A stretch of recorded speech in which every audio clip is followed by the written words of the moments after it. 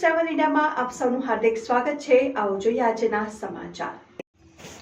રાજકોટ જિલ્લાના વિછિયા ગામે થયેલ પોલીસ અને કોળી સમાજ વચ્ચેના ઘર્ષણ થવાનું કારણ પોલીસ અધિકારીઓ દ્વારા આપવામાં આવેલું વચન છે।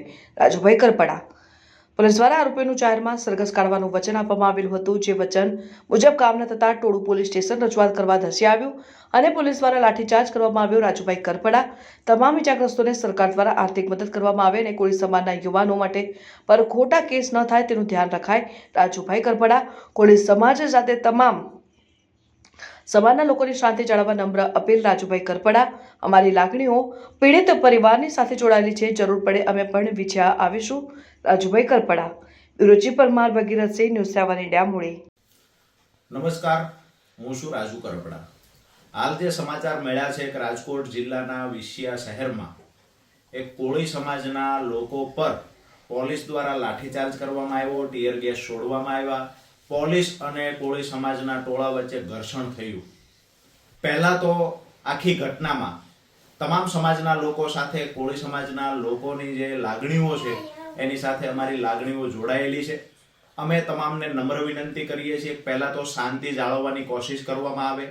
સંપૂર્ણપણે શાંતિથી કોઈ પણ પ્રશ્ન હશે તો એનું સમાધાન 100% થશે, પણ સામસામે ઘર્ષણ કરવાથી સરવાળે નુકસાન સામાન્ય પરિવારના લોકોને અને ગુજરાતને અથવા તો જે આપણી વ્યવસ્થા છે ક્યાંક ને ક્યાંક વ્યવસ્થાને નુકસાન પહોંચે છે। એટલે નમ્ર વિનંતી કરીએ છીએ કે પહેલા તો શાંતિ જાળવવાની કોશિશ કરવામાં આવે। બીજી વાત કે આખી ઘટનાને જે અંજામ આપવામાં આવ્યો, તો આજથી 5-6 દિવસ પહેલા કોળી સમાજના એક યુવાનની એક ભૂમાફિયા દ્વારા હત્યા કરવામાં આવે છે।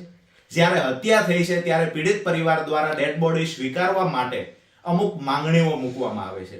એ વખતે પીડિત પરિવારને ત્યાં જે પોલીસ વડા આવેલા એ પોલીસ વડા દ્વારા પીડિત પરિવારને કમિટમેન્ટ આપવામાં આવેલું કે અમે આરોપીનું સરઘસ એટલે કે વરઘોડો વિછિયાની બજારમાં કાઢીશું।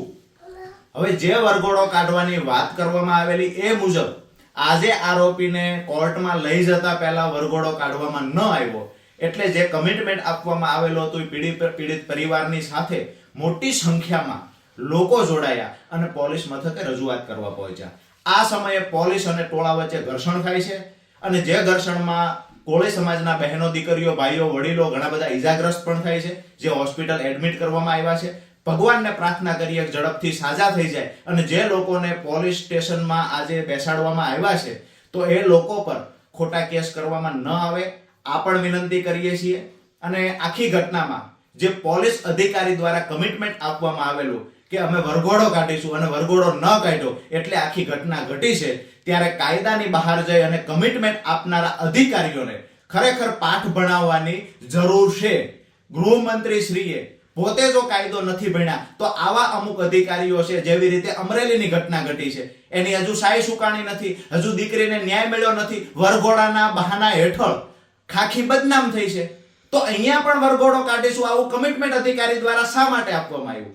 તો નમ્ર વિનંતી છે પોલીસ વિભાગને 2-5% પોલીસ અધિકારીઓ કાયદો વ્યવસ્થા સાચવી શકતા નથી, પણ કાયદાની ઉપરવટ જઈ કાં તો વરઘોડા કાઢે છે કાં તો કમિટમેન્ટો આપે છે, જેના કારણે ક્યાંક ને ક્યાંક બે સમાજો વચ્ચે ઝઘડા થાય છે। આજે જે આખી ઘટના ઘટી છે એમાં ક્યાંક ને ક્યાંક મારું એવું માનવું છે પોલીસ અધિકારી દ્વારા જે કમિટમેન્ટ આપવામાં આવ્યું હતું કમિટમેન્ટ જવાબદાર છે।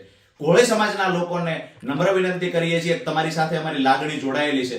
આગામી દિવસોમાં રોડ પર જે ઉતરવાનું થશે અથવા તો આ લોકોની સામે કાયદો વ્યવસ્થા એટલે કે ગાંધી ચિંધ્યા માર્ગે કાયદાની અંદર રહી અને જેવડી પણ લડાઈ લડવાની થશે એ લડાઈમાં અમારી સંપૂર્ણ તૈયારી છે। પણ નમ્ર વિનંતી કરીએ પોલીસ અધિકારીઓને કોળી સમાજના યુવાનો પર ખોટા કેસ કરવામાં ન આવે।